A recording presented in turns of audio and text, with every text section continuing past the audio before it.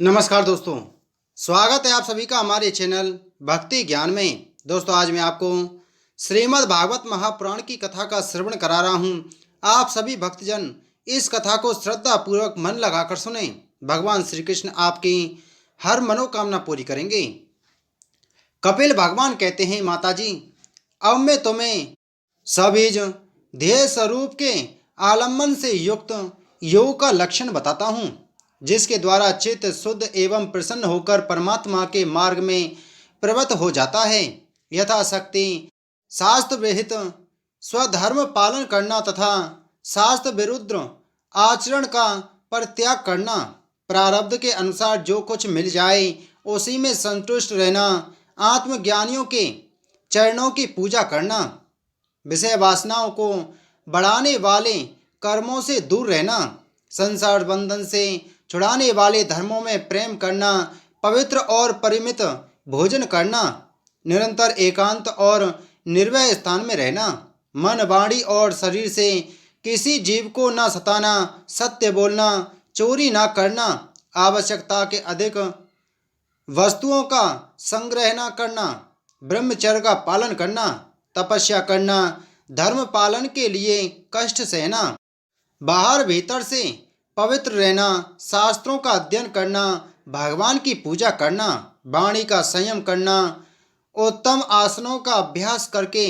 स्थिरता पूर्वक बैठना, धीरे धीरे प्राणायाम के द्वारा श्वास को जीतना, इंद्रियों को मन के द्वारा विषयों से हटाकर अपने हृदय में ले जाना, मूलाधार आदि किसी एक केंद्र में मन के सहित प्राणों को स्थिर करना, निरंतर भगवान की लीलाओं का चिंतन और चित्त को समाहित करना, इनसे तथा व्रत दान आदि दूसरे साधनों से भी सावधानी के साथ प्राणों को जीतकर बुद्धि के द्वारा अपने कुमार्गामी दुष्ट चित्त को धीरे धीरे एकाग्र करें, परमात्मा के ध्यान में लगावे।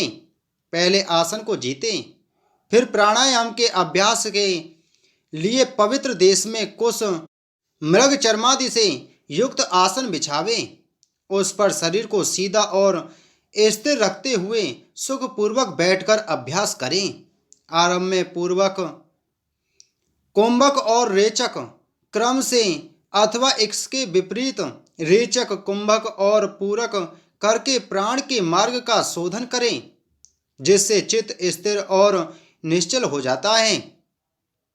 जिस प्रकार वायु और अग्नि से तपाया हुआ सोना अपने मल को त्याग देता है, उसी प्रकार जो योगी प्राण वायु को जीत लेता है, उसका मन बहुत शीघ्र शुद्ध हो जाता है। अतः योगी को उचित है कि प्राणायाम से बात पित्तादि जनित दोषों को, धारणा से पापों को, प्रत्याहार से विषयों के संबंध को और ध्यान से भगवती मुख करने वाले राग द्वेषादि दुर्गुणों को दूर करें। जब योग का अभ्यास करते करते चित्त निर्मल और एकाग्र हो जाए, तब नासिका के अग्र भाग में दृष्टि जमाकर इस प्रकार भगवान की मूर्ति का ध्यान करें। भगवान का मुख कमल आनंद से प्रफुल्लित है, नेत्र कमल कोश के समान रत्नारे हैं, शरीर नील कमल के समान श्याम है, हाथों में शंख चक्र और गदा धारण किए हैं, कमल की केसर के समान पीला रेशमी वस्त्र लहरा रहा है, वृक्ष स्थल में श्रीवत्स चिन्ह है और गले में कौस्तुभ मणि झिलमिला रही है, वनमाला चरणों तक लटकी हुई है, जिनके चारों ओर भौरे सुगंध से मतवाले होकर मधुर गुंजार कर रहे हैं। अंग प्रसंग में महामूल्य हार, कंगन, किरीट, भुजबंद और नुपुर आदि आभूषण विराजमान हैं। कमर में करधनी की लड़ियां उसकी शोभा बढ़ा रही हैं। भक्तों के हृदय कमल ही उनके आसन हैं। उनका दर्शनीय श्याम सुंदर स्वरूप अत्यंत शांत एवं मन और नयनों को आनंदित करने वाला है। उनकी अति सुंदर किशोर अवस्था है। वे भक्तों पर कृपा करने के लिए आतुर हो रहे हैं। बड़ी मनोहर झांकी है। भगवान सदा संपूर्ण लोकों से वंदित हैं। उनका पवित्र यश परम कीर्तनीय है और वे राजा बलि आदि परम यशस्वियों के भी यश को बढ़ाने वाले हैं। इस प्रकार श्री नारायण देव का संपूर्ण अंगों के सहित तब तक ध्यान करें जब तक चित्त वहां से हटे नहीं। भगवान की लीलाएं बड़ी दर्शनीय हैं। अतः अपनी रुचि के अनुसार खड़े हुए, चलते हुए, बैठे हुए, पौड़े हुए अथवा अंतर्यामी रूप में स्थित हुए उनके स्वरूप का विशुद्ध भाव युक्त चित्त से चिंतन करें। इस प्रकार योगी जब तक अच्छी तरह देख ले कि भगवत विग्रह में चित्त की स्थिति हो गई, तब तक उसके समस्त अंगों में लगे हुए चित्त को विशेष रूप से एक एक अंग में लगावे। भगवान के चरण कमलों का ध्यान करना चाहिए। वे वज्र, अंकुश, ध्वजा और कमल के मंगलमय चिन्हों से युक्त हैं तथा अपने उभरे हुए लाल लाल शोभा में नख चंद्र मंगल की चंद्रिका से ध्यान करने वाले के हृदय के अज्ञान रूप घोर अंधकार को दूर कर देते हैं। इन्हीं की धोवन से नदियों में श्रेष्ठ सी गंगा जी प्रकट हुई थीं, जिनके पवित्र जल को मस्तक पर धारण करने के कारण स्वयं मंगल रूप श्री महादेव जी और भी अधिक मंगलमय हो गए। ये अपना ध्यान करने वाले के पाप रूप पर्वतों पर छोड़े हुए इंद्र के वज्र के समान हैं। भगवान के इन चरण कमलों का चिरकाल तक चिंतन करें। भवविहारी अजन्मा श्री हरि की दोनों पिंडलियों एवं घुटनों का ध्यान करें, जिनको विश्व विधाता ब्रह्मा जी की माता सुरवंदिता कमललोचना लक्ष्मी जी अपनी जांघों पर रखकर अपने कांतिमान कर किसलयों की कांति से लाड़ लड़ाती रहती हैं। भगवान की जांघों का ध्यान करें, जो अलसी के फूल के समान नीलवर्ण और बल की निधि हैं तथा गरुण जी की पीठ पर शोभायमान हैं। भगवान के नितंब बिंब का ध्यान करें, जो एड़ी तक लटके हुए पीताम्बर से ढका हुआ है और उस पीताम्बर के ऊपर पहनी हुई स्वर्णमयी करधनी की लड़ियों को आलिंगन कर रहा है। संपूर्ण लोकों के आश्रय स्थान भगवान के उदर देश में स्थित नाभि सरोवर का ध्यान करें।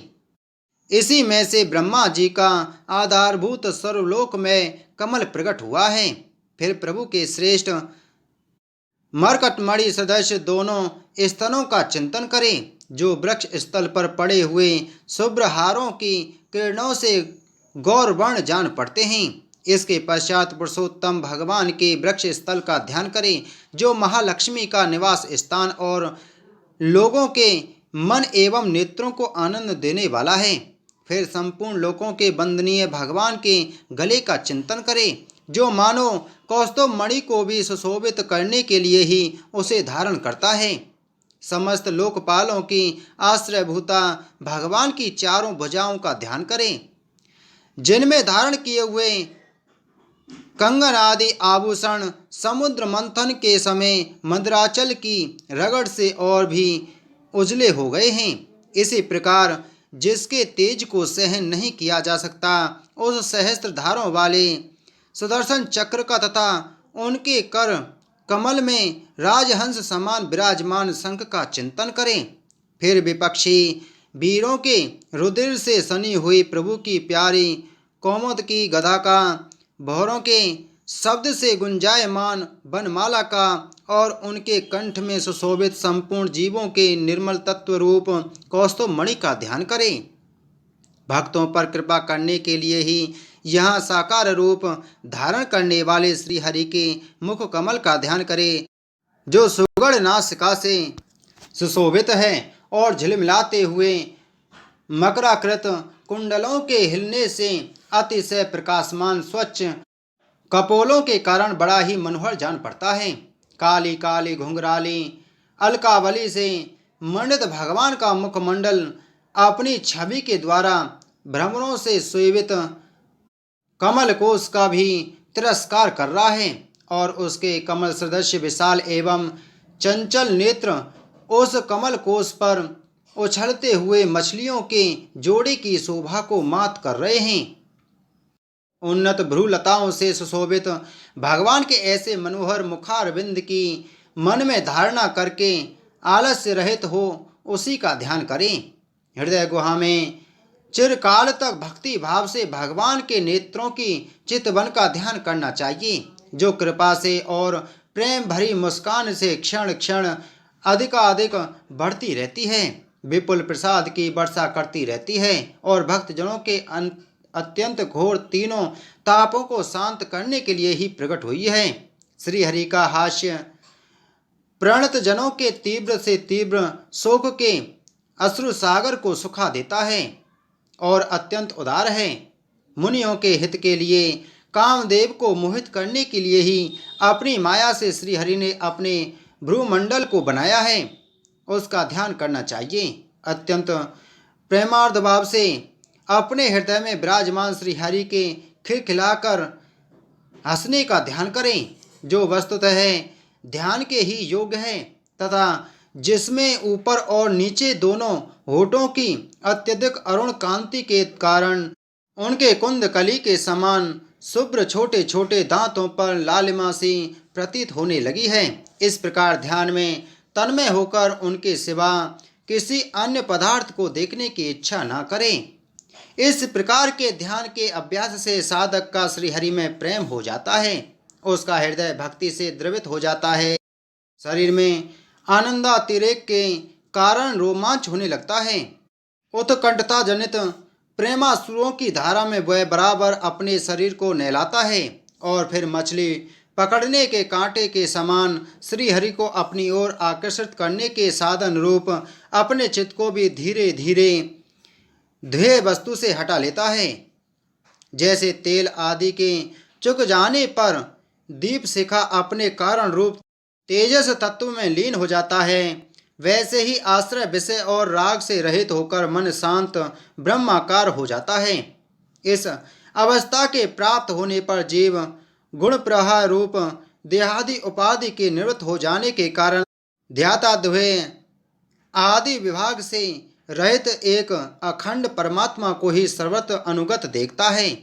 योगाभ्यास से प्राप्त हुई चित्त की इस अविद्या रहित लय रूप निवृत्ति से अपनी सुख दुख रहित ब्रह्म रूप महिमा में स्थित होकर परमात्मा तत्व का साक्षात्कार कर लेने पर वह योगी जिस सुख दुख के भोग तत्व को पहले अज्ञानवश स्वरूप में देखता था, उसे अब अविद्याकृत अहंकार में ही देखता है। जिस प्रकार मदरा के मद से मतवाले पुरुष को अपनी कमर पर लपेटे हुए वस्त्र के रहने या गिरने की कुछ भी सुधि नहीं रहती, उसी प्रकार चर्मावस्था को प्राप्त हुए सिद्ध पुरुष को भी अपने देह के बैठने उठने अथवा देववश कहीं जाने या लौट आने के विषय में कुछ भी ज्ञान नहीं रहता, क्योंकि वह अपने परमानंद में स्वरूप में स्थित है। उसका शरीर तो पूर्व जन्म के संस्कारों के अधीन है, अतः जब तक उसका आरंभक प्रारब्ध शेष है तब तक वह इंद्रियों के सहित जीवित रहता है, किंतु जिसे समाधि पर्यंत योग की स्थिति प्राप्त हो गई है और जिसने परमात्मा तत्व को भी भली भांति जान लिया है, वह सिद्ध पुरुष पुत्र कलत्रादि के सहित इस शरीर को स्वप्न में प्रतीत होने वाले शरीर के समान फिर स्वीकार नहीं करता, फिर उसमें अहंता ममता नहीं करता। जिस प्रकार अत्यंत स्नेह के कारण पुत्र और धनादि में भी साधारण जीवों की आत्मबुद्धि रहती है, किंतु थोड़ा सा विचार करने से ही वे उनसे स्पष्टतया अलग दिखाई देती है, उसी प्रकार जिन्हें यह अपना आत्मा मान बैठा है, उन देहादि से भी उनका साक्षी पुरुष पृथक ही है। जिस प्रकार जलती हुई लकड़ी से, चिंगारी से, स्वयं अग्नि से ही प्रकट हुई धुएं से तथा अग्नि रूप मानी जाने वाली उस जलती हुई लकड़ी से भी अग्नि वास्तव में पृथक ही है, उसी प्रकार भूत इंद्रिय और अंतःकरण से उनका साक्षी आत्मा अलग है तथा जीव कहलाने वाले उस आत्मा से भी ब्रह्म भिन्न है और प्रकृति से उसके संचालक पुरुषोत्तम भिन्न हैं। जिस प्रकार देह दृष्टि से जरायुज, अंडज, स्वेदज और उद्भिज चारों प्रकार के प्राणी पंचभूत मात्र हैं, उसी प्रकार संपूर्ण जीवों में आत्मा को और आत्मा में संपूर्ण जीवों को अनन्य भाव से अनुगत देखें। जिस प्रकार एक ही अग्नि अपने पृथक पृथक आश्रयों में उनकी विभिन्नता के कारण भिन्न भिन्न आकार का दिखाई देता है, उसी प्रकार देव मनुष्य आदि शरीर में रहने वाला एक ही आत्मा अपने आश्रयों के गुण भेद के कारण भिन्न भिन्न प्रकार का भासता है। अतः भगवान का भक्त जीव के स्वरूप को छिपा देने वाली कार्य कारण रूप से परिणाम को प्राप्त हुई भगवान की इस अचिन्त्य शक्तिमयी माया को भगवान की कृपा से ही जीतकर अपने वास्तविक स्वरूप ब्रह्म रूप में स्थित होता है। बोलो श्रीमद् भागवत महापुराण की जय।